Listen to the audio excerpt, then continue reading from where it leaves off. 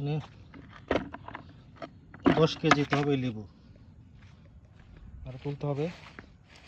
এই যে পর্যাপ্ত লেবু আছে, ওখানে রাখা আছে লেবু, তুলতে হবে। গাছের লেবুর আপনি নিজ দিয়ে লেবু পড়ে আছে, অসংখ্য লেবু। লেবু বাগানগুলো এরকমই হয়। জঙ্গল পরিষ্কার করে দেওয়া হচ্ছে যাতে করে লেবু গাছগুলো আরো বেড়ে উঠতে পারে। পর্যাপ্ত লেবু নিচ দিয়ে পড়ে আছে, দেখেন জঙ্গলে ভর্তি হয়ে গেছে লেবু বাগান। জঙ্গলের ভিতরে খালি লেবু আর লেবু, সিডলেস লেবু এগুলা।